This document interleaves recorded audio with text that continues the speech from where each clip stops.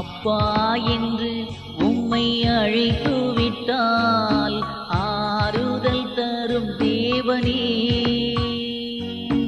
அப்பா என்று உம்மை அழைத்து விட்டால் ஆறுதல் தரும் தேவனே.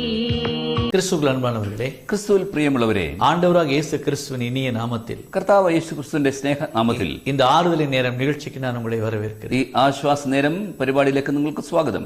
கர்த்தர் இந்த நிகழ்ச்சியின் வழியாய் உங்களை ஆசீர்வதிப்பாராக. കർത്താവ് ഈ സന്ദേശ മുഖാന്തരമായി നിങ്ങളെ അനുഗ്രഹിക്കട്ടെ. இயேசுவின் அன்பை குறித்து நாம் தியானித்துக் கொண்டிருக்கிறோம். യേശുവിന്റെ സ്നേഹത്തെ കുറിച്ച് നാം ധ്യാനിച്ചു കൊണ്ടിരിക്കുന്നു. மத்திய எழுதின சுவிசேஷம் മത്തായിയുടെ സുവിശേഷം 8ஆம் அதிகாரம் 8-ാം അധ്യായം முதல் 3 வசனங்களை நாம் பார்க்கும் பொழுது, ആദ്യത്തെ 3 വാക്യങ്ങൾ നാം നോക്കുമ്പോൾ, ஒரு நாள் ஆண்டவராக இயேசு கிறிஸ்து மலையிலே போய் ஜெபித்து விட்டு கீழே இறங்கி வருகிறார். ഒരു ദിവസം യേശു മലയിൽ പോയി പ്രാർത്ഥിച്ച ശേഷം താഴേക്ക് ഇറങ്ങി വരുന്നു.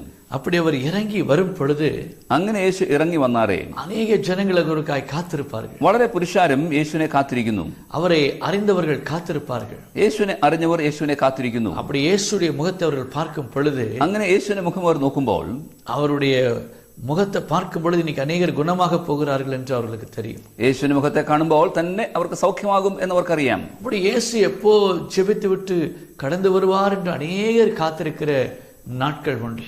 യേശു ഇങ്ങനെ പ്രാർത്ഥനയ്ക്ക് ശേഷം താഴേക്ക് വരുന്നതായിട്ടുള്ളത് കാത്തിരിക്കുന്ന ജനം ധാരാളം ഉണ്ടായിരുന്നു. ஒரு நாள் அவிதமாக இயேசு ஜெபித்து விட்டு கீழே மலையிலிருந்து இறங்கி வருகிறார். ഒരു ദിവസം യേശു പ്രാർത്ഥനയ്ക്ക് ശേഷം മലയിൽ നിന്ന് താഴേക്ക് ഇറങ്ങി വരുമ്പോൾ, மத்திய எழுதின சுவிசேஷம் 8ஆம் அதிகாரம் 2ஆம் வசனத்தை நாம் பார்க்கும் பொழுது, മത്തായിയുടെ സുവിശേഷം 8-ാം അധ്യായം 2-ാം വാക്യം നോക്കുമ്പോൾ, அப்பொழுது குஷ்டரோகி ஒருவன் வந்தான் என்று எழுதப்பட்டிருக்கு. അവിടെ ഒരു കുഷ്ഠരോഗി വന്നു എന്ന് അവിടെ പറഞ്ഞിരിക്കുന്നു. இன்றைக்கு நம்ம இந்த குஷ்டரோகி அல்லது லெப்ரசி பீப்புள் பார்க்கும் பொழுது நமக்கு ஒரு பெரிய வித்தியாசம் தெரியல. ഇന്ന് കുഷ്ഠരോഗികളെ കാണുമ്പോൾ നമുക്ക് വലിയ വ്യത്യാസമൊന്നും തോന്നാറില്ല. ஆனால் அந்த காலத்துல, എന്നാൽ ആ കാലഘട്ടങ്ങളിൽ இந்த குஷ்டரோகம் அல்லது இந்த லெப்ரசி என்கிற இந்த வியாதி உள்ள மக்களை, കുഷ്ഠരോഗം എന്ന ഈ രോഗമുള്ളതായിട്ടുള്ള ആളുകളെ ஜனங்கள் சபிக்கப்பட்டவர்களாக பார்த்தார்கள். ശപിക്കപ്പെട്ടവർ എന്ന ജനങ്ങൾ കണ്ടിരുന്നു. அவர்களை பார்ப்பதே பாவம் என்று பார்த்தார்கள். അവരെ നോക്കുന്നത് പോലും പാപം എന്നവർ വിചാരിച്ചിരുന്നു. அவர்களை ஊரை விட்டு ஒதுக்கி வைத்தார்கள். അവർ അവരുടെ ഗ്രാമം വിട്ട് പുറത്തേക്ക് ആക്കിയിരുന്നു. ஒரு குஷ்டரோகி ஒருவன் ஒரு ஊருக்குள்ள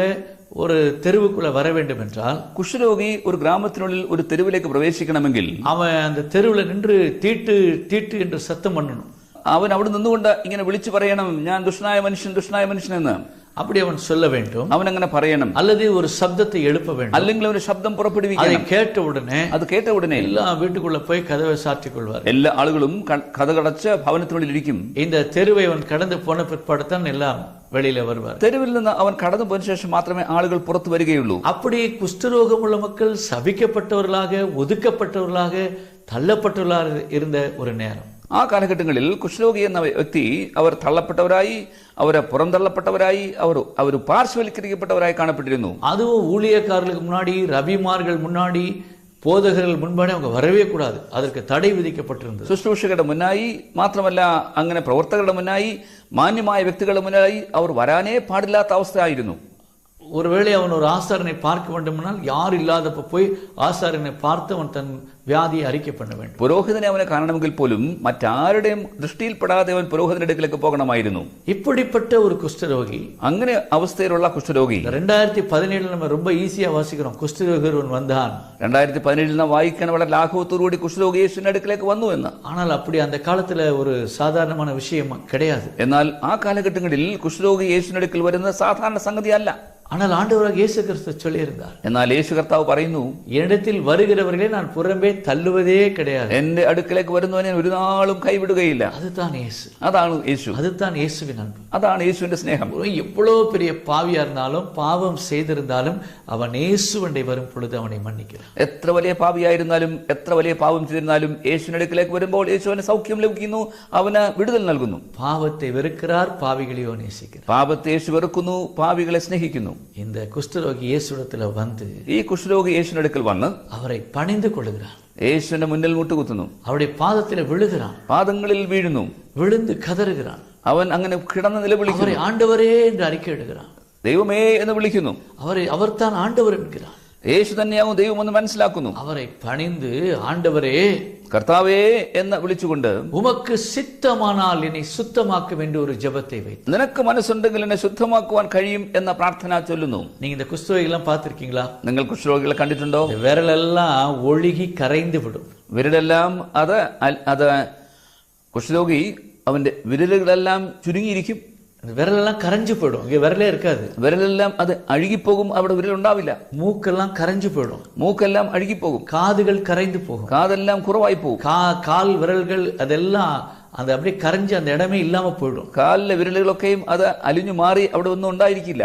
அவன் சரீரம் கொஞ்சம் கொஞ்சமாக உருவு அழிந்து கொண்டே வரும். അവന്റെ ശരീരം കുറച്ചായി അത് ചുരുങ്ങിക്കൊണ്ടിരിക്കും.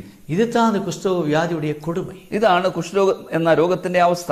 இவன் இயேசு கிட்ட வந்து ഇവൻ യേശുവിന്റെ അടുക്കൽ വന്ന് ஆண்டவரே எப்படியாவது என்ன சுகமாக்கணும்னு கேட்கல. കർത്താവേ എങ്ങനെയെങ്കിലും എന്നെ സൗഖ്യമാക്കണമെന്ന് പറയുന്നു. நான் குஷ்டரோகித்தான், ഞാൻ കുഷ്ഠരോഗി തന്നെ, என் சரீரம் உருகி கொண்டிருக்கிறது, എന്റെ ശരീരം ഇത് അഴിഞ്ഞുകൊണ്ടിരിക്കുന്നു, எனக்கு கட்டாயம் ஒரு சுகம் வேண்டும் என்று கேட்கவில்லை. നിശ്ചയമായും എനിക്കൊരു സൗഖ്യം വേണമെന്ന് പറഞ്ഞു. தேவனிடத்துல வந்து അവൻ കർത്താവിന്റെ യേശുവിന്റെ അടുക്കൽ വന്ന് ஆண்டவரே കർത്താവേ எனக்கு இப்படிப்பட்ட வியாதி இருக்கிறது, എനിക്ക് ഇങ്ങനെയുള്ള അസുഖം, இப்படிப்பட்ட பாடில் இருக்கிறது, ഇങ്ങനെയുള്ള കഷ്ടതയിലായിരിക്കുന്നു, எனக்கு ஒரு சுகம் வேண்டும், എനിക്കൊരു സുഖം വേണം. ஆனால் அந்த சுகம் கூட എന്നാൽ ആ സൗഖ്യം உமக்கு சித்தமானால், അങ്ങേ ഹിതമെങ്കിൽ, உமக்கு விருப்பம் இருந்தால், നിനക്ക് മനസ്സുണ്ടെങ്കിൽ என்னை சுகமாக்கு, എന്നെ സൗഖ്യമാക്കൂ. യേശുവേ எனக்கு உமக்கு விருப்பம் இல்லை என்றால், അങ്ങേക്ക് സൗഖ്യമെങ്കിൽ, சுகமே எனக்கு வேண்டாம், മനസ്സില്ലെങ്കിൽ എനിക്ക് സൗഖ്യം വേണ്ട, உமக்கு உம்முடைய விருப்பம் இல்லாமல் അങ്ങേക്ക് മനസ്സില്ലെങ്കിൽ என் வாழ்க்கையில் எனக்கு ஒன்றுமே வேண்டாம், എന്റെ ജീവിതത്തിൽ എനിക്ക് ഒന്നും വേണ്ട. என்ன അത്ഭുതமான ஜெபம் பாருங்க. എത്ര അത്ഭുതകരമായ പ്രാർത്ഥന നോക്കൂ. ரொம்ப பிடித்த ஜெபம் இது. എനിക്ക് വളരെ ഇഷ്ടപ്പെട്ട പ്രാർത്ഥന, எனக்கு மிகவும் இஷ்டமான ஒரு ஜெபம். എനിക്ക് ഏറ്റവും വാത്സല്യമുള്ള പ്രാർത്ഥന. நீங்களும் நான் எப்படி ஜெபிக்கிறோம்? നിങ്ങളും ഞാനും എങ്ങനെ പ്രാർത്ഥിക്കും? எனக்கு எப்படியாவது செஞ்சு கொடுங்க, கட்டாயது கொடுங்கன்னு ஜெபிக்கிறோம். എനിക്ക് എങ്ങനെയെങ്കിലും ചെയ്തു തരണമേ, നിർബന്ധമായും തരണമേ എന്ന് പറയും. ஆனால் அவன் எப்படி ஜெபிக்கிறான்? എന്നാൽ അവൻ അങ്ങനെ പ്രാർത്ഥിച്ചില്ല. உமக்கு சித்தமானால், അങ്ങേക്ക് ഹിതമെങ്കിൽ, உமக்கு விருப்பமானால், അങ്ങേക്ക് நான் ഇഷ്ടമെങ്കിൽ, சுகத்தை பெற்றுக்கொள்ள இயேசுவை நீர் விரும்பினால், യേശുവേ എനിക്ക് സൗഖ്യം ലഭിക്കണമെന്ന് ആഗ്രഹിക്കുന്നുവെങ്കിൽ என்னை சுத்தமாக்கும் என்று. എന്നെ ശുദ്ധമാക്കണമേ. என் அன்பு சகோதர சகோதரி, എനിക്ക് പ്രിയമുള്ള സഹോദര സഹോദരി, நாம் ആண்டവரை நோக்கி ஜெபிக்கும் பொழுது, നാം കർത്താവിനോട് പ്രാർത്ഥിക്കുമ്പോൾ தேவனுடைய சித்தத்துக்கு நம்மை ஒப்பு கொடுத்து ஜெபிக்க வேண்டும். ദൈവത്തിന്റെ ഹിതത്തിന് അനുസൃതമായി നാം പ്രാർത്ഥിക്കണം. ஆண்டவர்கிட்ட போய் நம்ம அடம் பிடிக்க கூடாது. കർത്താവിനോട് അടുക്കൽ പോയി ശാഠ്യം പിടിക്കരുത്. சில பேர் என்கிட்ட சொல்லுவாங்க, ചില ആളുകളോട് പറയും, நான் ஆண்டவரோட சண்டை போட்டு ஜெபம் பண்ணாண்டு. ഞാൻ കർത്താവിനോട് പോരാടി പ്രാർത്ഥിച്ചു. சொல்லிக்கலாம், அவ்வளவுதான். അങ്ങനെ നമുക്ക് പറയാം അത്രമാത്രം. ஆனால் அது சரியான ஒரு முறை அல்ல. എന്നാൽ അത് ശരിയായ മാർഗമല്ല. மிகப்பெரிய ஞானியாகிய சவுல், വലിയ ജ്ഞാനിയായ ശൗൽ, அவன் இயேசுவினால் சந்திக்கப்பட்ட பொழுது, അവൻ യേശു കർത്താവിനെ കണ്ടുമുട്ടിയപ്പോൾ அப்போஸ்தலர் 9:6 അപ്പോസ്തലരുടെ പുസ്തകം 9-6 அவன் இயேசுவை நோக்கி ஜெபித்தான். അവൻ യേശുവിനെ നോക്കി പ്രാർത്ഥിച്ചു. இயேசு சந்தித்த உடனே യേശുവിനെ കണ്ടുമുട്ടിയപ്പോൾ ஆண்டவரை நோக்கி ஜெபிக்கிறான். കർത്താവിനോട് പ്രാർത്ഥിക്കുന്നു, ஆண்டவரே நான் என்ன செய்ய சித்தமா, കർത്താവേ അങ്ങ് എന്ത് ചെയ്യണം എന്നെ കുറിച്ച് ആഗ്രഹിക്കുന്നു, நான் என்ன செய்ய சித்தமாயிருக்கிறேன். ഞാൻ എന്ത് ചെയ്യണമെന്നാണ് അങ്ങനെ ആഗ്രഹം. இயேசு பேசுகிற தெய்வம். യേശു സംസാരിക്കുന്ന ദൈവം. நீங்க அவரோட ஜெபத்துல தனித்து உட்கார்ந்து பேசும் பொழுது, നിങ്ങൾ കർത്താവിനോട് ചേർന്നിരുന്ന് ഒരുമിച്ച് ഒറ്റയ്ക്ക് പ്രാർത്ഥിക്കുമ്പോൾ ஜெபங்களை கேட்டு பதில் கொடுக்கிற உண்மையான தெய்வம், പ്രാർത്ഥനയ്ക്ക് ഉത്തരം നൽകുന്ന വാസ്തവത്തിലെ ദൈവമാകുന്നു. சவுல் ஆண்டவரை நோக்கி, ஆண்டவரே நான் என்ன செய்யணும்னு கேட்ட உடனே, കർത്താവിന് എന്ത് ചെയ്യണമെന്ന് ശൗല ദൈവത്തോട് ചോദിച്ചപ്പോൾ, எழுந்து ஊருக்குள்ளே போ, നീ എഴുന്നേറ്റ് ഗ്രാമത്തിൽ പോകാം, என்ன செய்யணும் நாங்க உனக்கு சொல்றேன், നീ എന്ത് ചെയ്യണം ഞാൻ അപ്പോൾ പറഞ്ഞു തരാം. என் அன்பு தேவனுடைய பிள்ளைகளே, എനിക്ക് പ്രിയമുള്ള ദൈവവേദലേ, சகோதர சகோதரிகளே, പ്രിയമുള്ള സഹോദര സഹോദരി, நம்முடைய ஜெபத்திலே, നമ്മുടെ പ്രാർത്ഥനയിൽ ஒவ்வொரு நாளும், ഓരോ ദിവസവും இந்த ஜெபம் நமக்கு அவசியம். ഈ പ്രാർത്ഥന നമുക്ക് ആവശ്യമാകുന്നു. நீங்க ஒரு விசுவாசியா இருக்கலாம், നീ ഒരു വിശ്വാസിയായിരിക്കാം, வியாபாரியா இருக்கலாம், ഒരു വ്യാപാരിയായിരിക്കാം, ஒரு பெரிய துறையிலே அதிகாரியாக இருக்கலாம், ഒരു വലിയ സ്ഥലത്ത് നീ അധികാരിയായിരിക്കാം, ஊழியக்காரர்களா இருக்கலாம், ശുശ്രൂഷകനായിരിക്കാം, மிஷினரிகளா இருக்கலாம், മിഷണറിമാരായിരിക്കാം. நீங்க யாராக இருந்தாலும், നിങ്ങൾ ആരായിരുന്നാലും நீங்க ஒவ்வொரு நாளும் கட்டாயம், നിങ്ങൾ ഓരോ ദിവസവും നിർബന്ധമായി ஆண்டவரே இன்னைக்கு நான் என்ன செய்யணும்னு கேளுங்க. കർത്താവ് ഞാൻ എന്താണ് ഇന്ന് ചെയ്യേണ്ടതെന്ന് ചോദിക്കുവേൻ. அவருடைய சித்தத்திற்காக நீங்கள் ஒப்புக் கொடுங்க. ദൈവഹിതത്തിനായി നിങ്ങളെ തന്നെ വിധേയപ്പെടുത്തുവേൻ. தேவன் தன்னுடைய சித்தத்தை வெளிப்படுத்துவார். അപ്പോൾ കർത്താവ് തന്റെ ഹിതത്തെ നിങ്ങൾക്കായി വെളിപ്പെടുത്തും. நீங்களும் நானும் பிறக்கிறதுக்கு முன்னாடியே, നിങ്ങളും ഞാനും ജനിക്കുന്നതിന് മുൻപ് நம்மை குறித்து அவருடைய புத்தக சுருள் ஒரு ஸ்கோரல்ல நம்முடைய ப்ரோக்ராம் எல்லாம் அவர் எழுதி வச்சிருக்காரு. നിങ്ങളെ കുറിച്ച് എന്നെ കുറിച്ചും കർത്താവ് തന്റെ ആ ചുരുളിൽ ആ പുസ്തകത്തിൽ എല്ലാം എഴുതി വെച്ചിരിക്കുന്നു. இப்போ இந்த டிவி ப்ரோக்ராம் வந்து நீங்க தற்செயலா பாக்குறீங்களா? கிடையாது. ഇപ്പോൾ ഈ ടി വി പരിപാടി നിങ്ങൾ തത്സമയം കാണുന്നുവോ? உங்க வாழ்க்கையில இந்த செய்தியை நீங்க கேட்க வேண்டும் என்று യേശു ഏற்கனவே മുൻകുറിച്ചിരിக்கிறார். ഹല്ലേലൂയ. നിങ്ങളുടെ ജീവിതത്തിൽ ഈ സന്ദേശം നിങ്ങൾ ഇപ്പോൾ കേൾക്കണമെന്ന് കർത്താവ് മുൻകൂറായി അതിനെ നിശ്ചയിച്ചിരിക്കുന്നു. ഹല്ലേലൂയ. இல்லாவிட்டால் இந்த நிகழ்ச்சியை உங்களால் பார்க்க முடியாது. അല്ലെങ്കിൽ ഈ സന്ദേശം നിങ്ങൾ കാണുവാൻ കഴിയുകയില്ല. அதிலே நான் உறுதியா இருக்கிறேன். അതിൽ ഞാൻ ഉറച്ചിരിക്കുന്നു. യേശു உங்க வாழ்க்கையிலே இன்றைக்கு இந்த ப்ரோகிராம் பார்க்க வைத்து உங்களை ஆசீர்வதிக்கவே உங்களை அழைத்திருக்கிறார். യേശു ഈ പരിപാടി മുഖാന്തരമായി ഇന്ന് നിങ്ങൾ ഈ സന്ദേശം മുഖാന്തരം അനുഗ്രഹിക്കപ്പെടാനായി കർത്താവ് നിങ്ങളെ വിളിച്ചിരിക്കുന്നു. நான் ஒரு பேனா வாங்கணும்னா கூட ஜெபம் பண்ணுவேன். ഞാനൊരു പേന വാങ്ങണമെങ്കിൽ പോലും പ്രാർത്ഥിക്കും. என்கிட்ட காசு இருக்கு, എന്റെ പക്കൽ പണമുണ്ട്. ஒரு பேனா வாங்குறதுக்கு எதுக்காக ஜெபிக்கணும்? ഒരു പേന വാങ്ങാൻ എന്തിനു പ്രാർത്ഥിക്കണം? நான் கேட்பேன் ஆண்டவரிடத்துல, ஆண்டவரே ഞാൻ ചോദിക്കും, കർത്താവേ பேனா வாங்கலாம்னு நினைக்கிறேன், ഞാനൊരു പേന വാങ്ങാമെന്ന് ആഗ്രഹിക്കുന്നു, என்ன செய்யணும்னு கேட்பேன். ഞാൻ എന്ത് ചെയ്യണം ചോദിക്കും. வாங்குன்னு சொன்னா வாங்குவேன், இல்லைன்னா பேசாம இருப்பேன். നീ പോയി വാങ്ങുമെന്ന് പറഞ്ഞാൽ ഞാൻ പോയി വാങ്ങും, അല്ലെങ്കിൽ മിണ്ടാതിരിക്കും. ஹல்லேலூயா. ഹല്ലേലൂയ. நீங்க இப்படி ஆண்டவருடைய சித்தத்தை கேட்டு கேட்டு ஜெபித்து பழகி பாருங்க. നിങ്ങൾ കർത്താവിന്റെ ഹിതം യാചിച്ച് നിങ്ങൾ പ്രാർത്ഥിച്ച് പഴകുമെങ്കിൽ இதுவரை இல்லாத ஆசீர்வாதத்தை நீங்கள் கட்டாயம் பெற்றுக்கொள்ளும். ഇതുവരെയും ഇല്ലാത്ത അനുഗ്രഹം നിങ്ങൾ വാസ്തവത്തിൽ നിങ്ങൾ പ്രാപിക്കും. இந்த குஷ்டரோகி ஆண்டவரிடத்துல போய் கேட்கிறான், உங்க சித்தமானால் என்னை சுகமாக்கும். കുഷ്ഠരോഗി യേശുവിന്റെ അടുക്കൽ പോയി ചോദിക്കുകയാണ്, നിനക്ക് മനസ്സുണ്ടെങ്കിൽ എന്നെ സൗഖ്യമാക്കണം. ஆண்டவர் அவனை பார்க்கிறார். കർത്താവിനെ നോക്കി இப்படிப்பட்ட கட்டுண்ட மக்களை விடுதலையாக்கத்தானே இயேசு இந்த பூமியில் இறங்கி வந்தார். ഇങ്ങനെ ബന്ധിതരായിരിക്കുന്ന ആളുകളെ വിടുവിക്കേണ്ടതിന് വേണ്ടിയാകുന്നല്ലോ കർത്താവ് ഭൂമിയിലേക്ക് ഇറങ്ങി വന്നത്. உங்களுக்கு நேரம் இருக்கும் பொழுது ஏசாயா தீர்க்கதரிசியின் புஸ்தகம் 61 அதிகாரம் 1 முதல் 10 വരെ വാസിத்து பாருங்கள். നിങ്ങൾക്ക് സമയമുള്ളപ്പോൾ യെശയ്യാ പ്രവാചകന്റെ പുസ്തകം 61 അധ്യായം 1 മുതൽ 10 വരെയുള്ള വാക്യങ്ങൾ വായിച്ചു നോക്കുവിൻ. இயேசு எதற்காக இந்த பூமியிலே வந்தார் என்று அங்கே எழுதப்பட்டது. യേശു എന്തിനായി ഭൂമിയിലേക്ക് വന്നു എന്ന് അവിടെ എഴുതപ്പെട്ടിരിക്കുന്നു. ஹல்லேலூயா. ഹല്ലേലൂയ. ஹல்லேலூயா. ഹല്ലേലൂയ. இயேசு அவனை அன்போடு பார்த்தார். യേശു അവനെ സ്നേഹത്തോടുകൂടി നോക്കി. நீ ஒரு குஷ்டரோகி எப்படி என்கிட்ட வரணும்னு எல்லாம் அவர் கேட்கல.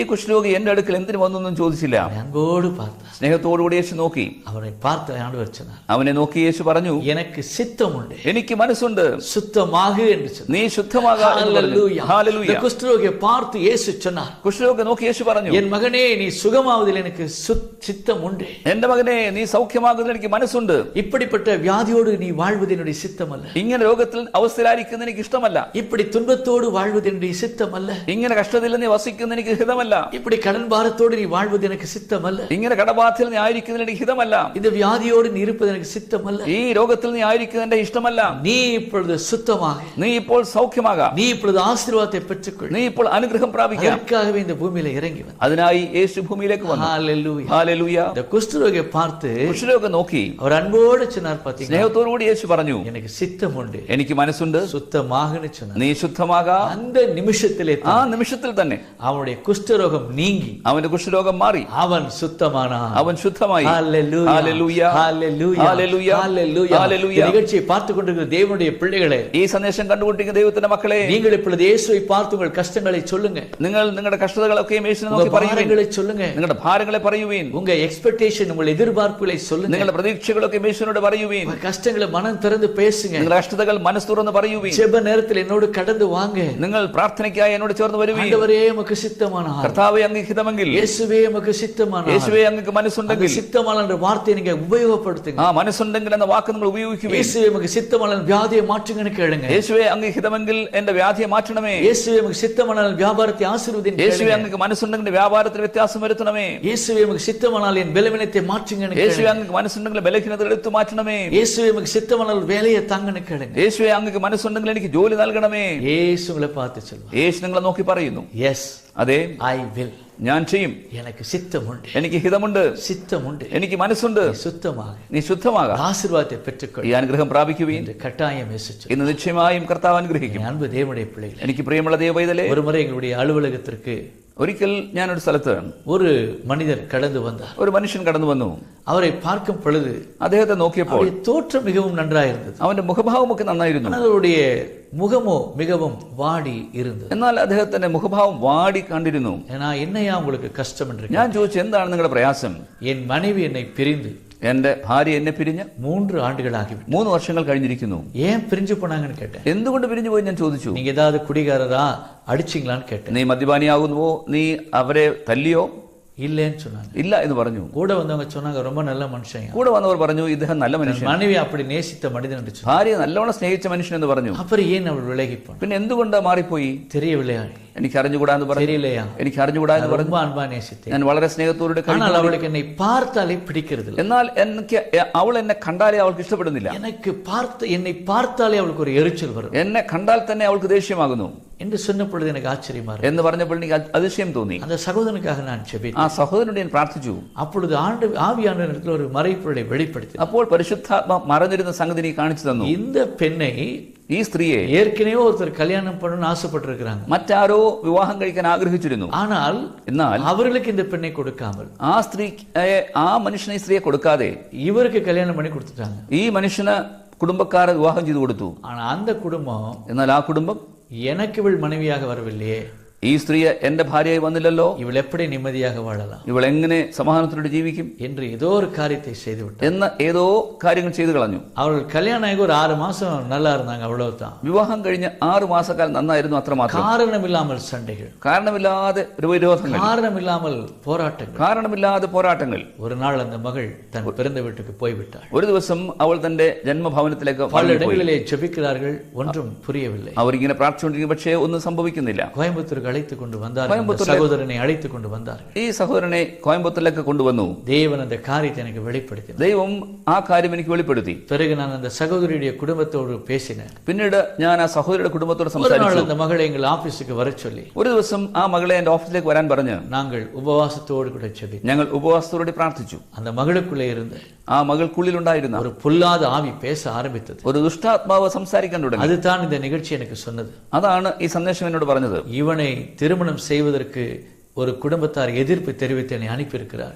ഇവന്റെ വിവാഹത്തെ തകർക്കേണ്ടതിന് വേണ്ടി ഒരു കുടുംബക്കാരെ എന്നിൽ ഇത് ആക്കി അയച്ചിരിക്കുന്നു. இவனோடு இவளை நான் வாழவே விடமாட்டேன் என்று சொல்லி, ഇവനോട് ചേർന്ന് വസിക്കുവാൻ ഞാൻ ഒരിക്കലും അനുവദിക്കുകയില്ല. நாங்கள் ஜெபித்த பொழுது ഞാൻ പ്രാർത്ഥിച്ചപ്പോൾ பரிசுத்தாவுடைய வல்லமை இறங்கி പരിശുദ്ധാത്മ ശക്തി ഇറങ്ങി വന്നു. அசுத்த ஆவியை அந்த மகளை விட்டு நீங்கும்படி செய்தது. ആ ദുഷ്ടാത്മാവ് അവളിൽ നിന്ന് വിട്ടുപോകുവാനിടയാക്കി. அதற்கு பிறகு பாருங்கள், അതിനുശേഷം നോക്കുവീൻ, கணவனும் மனைவி ഭാര്യയും ഭർത്താവും அவ்வளவு அன்பா இருக்கிறாங்க. വളരെ സന്തോഷത്തോടെ ഇരിക്കുന്നു. 2 குழந்தைகள் பிறந்தது. 2 കുഞ്ഞുങ്ങൾ ജനിച്ചു. நான் தான் அந்த பிள்ளைகளுக்கு பெயர் வைத்தேன். ഞാൻ തന്നെ ആ കുഞ്ഞുങ്ങൾക്ക് പേരിട്ടു. நான் ஜெபிக்கும் போது இப்படிதான் ஜெபித்தேன். ഞങ്ങൾ പ്രാർത്ഥിച്ചപ്പോൾ ഇങ്ങനെ പ്രാർത്ഥിച്ചു, ஆண்டவரே, காரணமில்லாமல் இந்த குடும்பம் பிரிந்திருக்கிறது. കർത്താവേ, കാരണമില്ലാതെ കുടുംബം പിരിഞ്ഞിരിക്കുന്നു. உமக்கு சித்தமானால் இன்றைக்கு ஒரு விடுதலை தாரும் ஆண்டவரே. അങ്ങക്ക് മനസ്സുണ്ടെങ്കിൽ ഇന്ന് അങ്ങൊരു വിടുതൽ തരണമേ. ஆண்டவர் மனம் இறங்கினார். കർത്താവ് മനസ്സലിഞ്ഞു. அந்த பிள்ளைக்கு விடுதலை கொடுத்தார். ആ പെൺകുട്ടിക്ക് വിടുതൽ നൽകി. இப்படி अनेक குடும்பங்கள் தவிக்கிறது. ഇങ്ങനെ അനേകം കുടുംബങ്ങൾ കഷ്ടപ്പെടുന്നു. இயேசுவின் அன்பை உணர்ந்து கொள்ளுங்கள். യേശുവിന്റെ സ്നേഹം മനസ്സിലാക്കുവിൻ. இன்னைக்கு எவ்வளவு டைவர்ஸ் கேஸ் நடக்குது. എത്രയധികം കുടുംബ ഛിദ്രതകൾ നടക്കുന്നു. காரணம் இல்லாமல் புருஷன் மனைவி பிரிந்து போகிறார். കാരണമില്ലാതെ ഭർത്താവും ഭാര്യയും പിരിഞ്ഞു പോകുന്നു. நல்லா இருப்பாங்க, ஏன் பிரிஞ்சு போறாங்கன்னே தெரியாது. നന്നായിരിക്കും, പക്ഷെ എന്തുകൊണ്ട് പിരിഞ്ഞു പോയി അറിഞ്ഞുകൂടാ. சில பேர் குழந்தைகள் கூட இருக்கும். ചില ആളുകൾക്ക് കുഞ്ഞുങ്ങളും ഉണ്ടായിരിക്കും. கல்யாணம் ஆகி 6 வருஷம் 7 வருஷத்துக்கு அப்புறம் பிரிஞ்சு போகிறவர் இருக்கிறாங்க. വിവാഹം കഴിഞ്ഞ് 6 വർഷം 7 വർഷം കഴിഞ്ഞ് പിരിഞ്ഞു പോകുന്നു. கல்யாணம் ஆகி 20 வருஷத்துக்கு அப்புறம் பிரிஞ்சு போனவங்க கூட. വിവാഹം കഴിഞ്ഞ് 20 വർഷത്തിന് ശേഷം പിരിഞ്ഞു പോയവരുമുണ്ട്. பிரியமானவர்களே, പ്രിയമുള്ളവരെ, இப்படிப்பட்ட அசுத்த ஆவிகள் ഇങ്ങനെയുള്ള അശുദ്ധാത്മാക്കൾ ஆட்டி படைக்கும் பொழுது അതൊക്കെ നമ്മെ ഹേമിക്കുമ്പോൾ அவர்கள் என்ன செய்யறாங்கன்னு அவங்களுக்கே தெரியாது. അവർ എന്ത് ചെയ്യുന്നു അവർക്ക് പോലും അറിഞ്ഞുകൂടാ.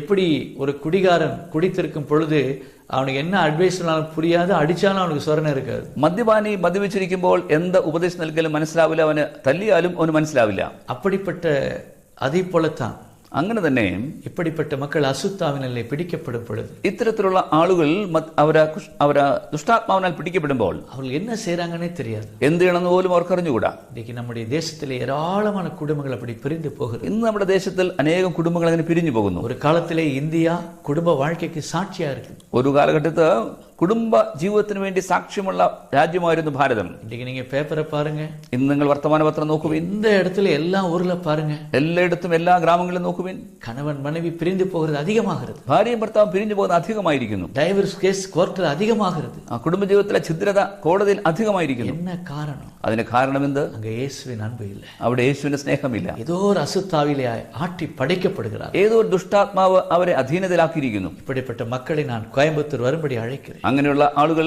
കോയമ്പത്തൂരിലേക്ക് വരാൻ ഞാൻ സ്വീകരിക്കുന്നു. வாங்க நம்ம ஜெபம் பண்ணி பார்ப்போம். വരുവിൻ, നമുക്ക് പ്രാർത്ഥിച്ച് നോക്കാം. அங்கே கர்த்தர் உங்களுக்கு ஒரு அற்புதத்தை செய்வார். അവിടെ കർത്താവ് നിങ്ങൾക്ക് അത്ഭുതം ചെയ്യും. நீங்கள் சுகமடைவதே தேவனுடைய சித்தம். നിങ്ങൾ സൗഖ്യമാകുന്നത് കർത്താവിന് நீங்கள் ഹിതമാകുന്നു. விடுதலை பெறுவதே தேவனுடைய சித்தம். നിങ്ങൾ വിടുതൽ പ്രാപിക്കേണ്ടത് യേശുവിന്റെ മനസ്സാകുന്നു. நீங்கள் எல்லாவற்றிலும் வந்து சுகித்திருப்பதே தேவனுடைய. എല്ലാറ്റിലും നിങ്ങൾ സൗഖ്യത്തോടിരിക്കണമെന്ന് കർത്താവ് ആഗ്രഹിക്കുന്നു. ஹalleluya, ഹല്ലേലൂയ, ஹalleluya, ഹല്ലേലൂയ. நாம் வேத புத்தகத்தில் பிலிப்பியர் எழுதின நிருபம் 4ஆம் அதிகாரத்தை திருப்பிக் கொள்ளுங்கள். ഫിലിപ്പിയർക്ക് ലേഖനം 4ആം അധ്യായത്തിലേക്ക് നമുക്ക് നോക്കാം. பிலிப்பியர் 4ஆம் அதிகாரம் ഫിലിപ്പിയർ 4ആം അധ്യായം 7ஆம் വചനം വിവിധമായി ചൊല്ലുகிறது. 7ാമത്തെ വാക്യം ഇങ്ങനെ പറയുന്നു, நீங்கள் ஒன்றுக்கும் கவலைப்படாமல் നീ ഒന്നിനെ കുറിച്ചും ഭാരപ്പെടാതെ எல்லாவற்றை குறித்து എല്ലാറ്റിനെ കുറിച്ചും உங்கள் விண்ணப்பங்களை നിങ്ങളുടെ ആവശ്യങ്ങൾ ஸ்தோத்திரத்தோடு கூடிய ஜெபத்தினாலும் സ്തോത്രത്തോടുള്ള പ്രാർത്ഥനയാൽ வேண்டுதலினாலும் അപേക്ഷയാലും தேவனுக்கு தெரியப்படுத்துங்கள். ദൈവത്തോട് അറിയിക്കണം. அப்பொழுது எல்லா புத்திக்கும் மேலான അപ്പോൾ സകല ബുദ്ധിയെയും കവിയുന്ന தேவ சமாதானம் ദൈവ സമാധാനം உங்கள் இருதயங்களையும் നിങ്ങളുടെ ഹൃദയങ്ങളെയും உங்கள் சிந்தைகளையும் നിങ്ങളുടെ നിലവുകളെയും கிறிஸ்து இயேசுக்குள்ளாக காத்துக்கொள்ளும். ക്രിസ്തു യേശുവിങ്കൽ കാക്കും. ஆம் பிரியமானவர்களே, അതേ പ്രിയമുള്ളവരെ, எல்லாவற்றையும் இயேசுக்கு சொல்லுவோம். എല്ലാം യേശുവിനോട് പറയുവേൻ. அப்பொழுது இயேசு അപ്പോൾ യേശു உங்களை சுகமாக்குவார், നിങ്ങളെ സൗഖ്യമാക്കും, விடுதலையாக்குவார். വിടുതലാക്കും. அந்த இயேசுவின் அன்பு ആ യേശുവിന്റെ സ്നേഹം நம்மளை அழைக்கிறது. നിങ്ങളെ വിളിക്കുന്നു. வாருங்கள் நாம் ஜெபிப்போம். വരുവിൻ നമുക്ക് പ്രാർത്ഥിക്കാം. இப்படிப்பட்ட பிள்ளைகள் അങ്ങനെയുള്ള മക്കൾ இப்பொழுது முழங்கால் படியிட்டு ഇപ്പോൾ മുട്ടിന്മേൽ നിന്ന് கண்களை மூடி കണ്ണുകളെ അടച്ച് என்னோடு ஜெபத்தில் എന്നോട് ചേർന്ന് പ്രാർത്ഥിക്കുവീൻ. ஆண்டவரே உமக்கு சித்தமானால் என்று കർത്താവേ, അങ്ങക്ക് മനസ്സുണ്ടെങ്കിൽ ஆசீர்வதி என்று கேள். എന്നെ അനുഗ്രഹിക്കുമെന്ന് പറയൂ. பரம தகப்பன் പരമപിതാവ് உங்களுக்காக சிலுவிலே ரத்தம் சிந்தி மரித்து உயிர் தெழுந்தவர். നിങ്ങൾക്ക് വേണ്ടി ക്രൂശിൽ രക്തം ചിന്തി മരിച്ചുയർന്നെഴുത്തേണ്ട கட்டாயம் அவர் அன்பில் உங்களை நிரப்பி നിശ്ചയമായും സ്നേഹത്താൽ കർത്താവ് നിറയ്ക്കും, നിങ്ങളെ അനുഗ്രഹിക്കും. ஜெபிப்போமா? നമുക്ക് പ്രാർത്ഥിക്കാം. பரிசுத்தமுள்ள பிதாவே, പരിശുദ്ധനായ പിതാവേ, நல்ல வேளைக்கான உங்களை ഈ துதிக்கிறேன். നല്ല അവസരത്തിനായി സ്തോത്രം. இயேசு கிறிஸ்துவின் நாமத்தில் യേശു ക്രിസ്തുവിന്റെ என்னோடு നാമത്തിൽ இணைந்து ஜெபிக்கிற இந்த பிள்ளைகளை கண்ணோக்கி பார். എന്നോട് ചേർന്ന് പ്രാർത്ഥിക്കുന്ന മക്കളെ നോക്കണമേ. ஆண்டவரே, அன்றைக்கு அந்த குஷ்டரோகி കർത്താവേ, ആ കുഷ്ഠരോഗി தன் சரீரம் உருகி கொண்டிருக்கிற நிலையிலே கூட തന്റെ ശരീരം അഴുകിക്കൊണ്ടിരുന്നായിട്ടുള്ള ആ അവസരത്തിലും ஒரு சுகம் வேண்டும் என்று கேட்காம, സൗഖ്യം വേണമെന്ന് ചോദിക്കാതെ, உமக்கு சித்தமானால் அந்த சுகம் வேண்டும் என்று கேட்டான். അങ്ങക്ക് മനസ്സുണ്ടെങ്കിൽ കർത്താവെ സൗഖ്യം തരണമെന്ന് പ്രാർത്ഥിച്ചതുപോലെ என்னோடு இணைந்து ஜெபிக்கிறமுடைய பிள்ளைகள் എന്നോട് ചേർന്ന് പ്രാർത്ഥിക്കുന്ന മക്കൾ பல்வேறு வகை சூழலிலே இருக்கிறார்களே, പലതരത്തിലുള്ള ബുദ്ധപ്പാടുകളായിരിക്കുന്നു. தவிக்கிறார்களே, അവർ കഷ്ടപ്പെടുന്നു, கஷ்டப்படுகிறார்களே, അവർ வேதനിക്കുന്നു. ஏன் இப்படி ஆயிற்று தெரியாமல் புலம்புகிறார்கள். എന്തുകൊണ്ട് ഇങ്ങനെ സംഭവിച്ചു എന്ന് അവർ പുലമ്പിക്കൊണ്ടിരിക്കുന്നു. இப்பொழுது யாரெல்லாம் நோக்கி ഇപ്പോൾ ആരെല്ലാം നോക്കി என்னோடு இணைந்து എന്നോട് ചേർന്ന് இயேசுவே യേശുവേ, உமக்கு சித்தமானால் അങ്ങക്ക് മനസ്സുണ്ടെങ്കിൽ எனக்கு விடுதலை தாரும் என்று ஜெபிக்கிறார்கள். എനിക്ക് വിടുതൽ തരണമെന്ന് அந்த പ്രാർത്ഥിക്കുന്നു. ஒவ்வொரு பிள்ளைகளை இப்பொழுது ஆசீர்வதி. ആ ഓരോരുത്തരെയും കർത്താവ് பிள்ளைகளை അനുഗ്രഹിക്കണമേ. விடுதலையாக்கும். മക്കളെ அந்த വിടുവിക്കണമേ. பிள்ளைகளுக்கு ஒரு சுகத்தை ആ தாரும். മക്കൾക്ക് സൗഖ്യം அந்த തരണമേ. பிள்ளைகளுக்கு ஒரு ആ ஆசீர்வாதத்தை മക്കൾക്ക് தாரும். അനുഗ്രഹം തരണമേ. ஒரு சுகத்தையும் ஆசீர்வாதத்தையும் விடுதலையும் தாரும். സൗഖ്യത്തെയും അനുഗ്രഹത്തെയും വിടുതലും നൽകണമേ. பிரிந்து கிடக்கிற கணவன் மனைவி ஒன்று சேரட்டும். പിരിഞ്ഞു കഴിഞ്ഞിരിക്കുന്നതായിട്ടുള്ള ഭാര്യയും ഭർത്താവിനും ഒട്ടിച്ചേർക്കണമേ. என்னோடு இருந்து ஜெபிக்கிற இந்த பிள்ளைகளுக்கு எதிரான എന്നോട് ചേർന്ന് പ്രാർത്ഥിക്കുന്ന മക്കൾക്കെതിരായി எல்லா பிசாசின் வல்லமைகள், എല്ലാ പൈശാചിക ബന്ധനങ്ങളും ஏவல் செய்வினை பிலிசுனிய கட்டுகள் കർത്താവ് എല്ലാ മന്ത്രവാശത്തിലും வாய்க்காமல் வெளியேறி போவதாகி இப்பொழுது അതെല്ലാം ഇപ്പോൾ തന്നെ ഫൽസിജൻ പുറത്താക്കുന്നു. இப்பொழுது நம்முடைய அக்கினி அபிஷேகம் இறங்கி இந்த பிள்ளைகளை விடுதலை ഇപ്പോൾ അങ്ങയുടെ അഗ്നിഅഭിഷേകം ഇറങ്ങി ഞങ്ങളുടെ മക്കളെ கரம் വിടുവിക്കട്ടെ. தொட்டு விடுதலை செய். കരം തൊട്ട് വിടുവിക്കണമേ. நம்முடைய பிள்ளைகளை இயேசுவின் நாமத்தில் விடுவிக்கிறேன். അങ്ങയുടെ മക്കളെ യേശുനാമത്തിൽ വിടുവിക്കുന്നു. நம்முடைய பிள்ளைகளை விடுவிக்கிறேன். இப்பொழுது അങ്ങയുടെ മക്കളെ യേശുനാമത്തിൽ நீர் அப்படி വിടുവിക്കുന്നു. செய்வதற்காய் நன்றி. അങ്ങ് ഇപ്പോൾ ചെയ്യുന്നതിനാൽ നന്ദി. செய்வதற்காய் நன்றி. ചെയ്യുന്നതിനാൽ നന്ദി. செய்வதற்காய் நன்றி. ചെയ്യുന്നതിനാൽ നന്ദി. விடுதலை ஆக்குவதற்காய் நன்றி. വിടുതലാക്കിയതിനാൽ നന്ദി. விசித்தத்தை வெளிப்படுத்தியதற்காய் நன்றி. കർത്താവെ വെളിപ്പെടുത്തിയതിനാൽ നന്ദി. அன்பிலே நிறைப்பதற்காக நன்றி. സ്നേഹത്തിൽ നിറച്ചതിനാൽ നന്ദി. ஜெபத்தை ஏற்றுக்கொண்டதற்காக நன்றி. പ്രാർത്ഥന സ്വീകരിച്ചതിനാൽ നന്ദി. துதிகன மகிமை எல்லாம் സ്തുതിയും സ്തോത്രവും മഹത്വവും உமக்கே எடுக்கிறோம். അങ്ങേക്ക് ഞാൻ ഏൽപ്പിക്കുന്നു. இயேசு கிறிஸ்துவின் நாமத்தில் യേശുവിന്റെ നാമത്തിൽ ஜெபிக்கிறேன் நல்ல பிதாவே. പ്രാർത്ഥിക്കുന്നു പിതാവേ. ஆமென். ആമേൻ. ஆமென். ആമേൻ. கர்த்தர் உங்களோடு இருப்பாராக. കർത്താവ് നിങ്ങളോട് കൂടിയിരിക്കട്ടെ. God bless you. ദൈവം നിങ്ങളെ അനുഗ്രഹിക്കട്ടെ. அப்பா என்று உம்மை அழைத்து விட்டால் ஆறுதல் தரும் தேவனே, அப்பா என்று உம்மை அழைத்து விட்டால் ஆறுதல் தரும் தேவனே, என் கண்ணீரை கண்டு காரம் நீட்டி துடைத்து மார்பில் அணைப்பவரே, என் கண்ணீரை கண்டு காரம் நீட்டி துடைத்து மார்பில் அணைப்பவரே.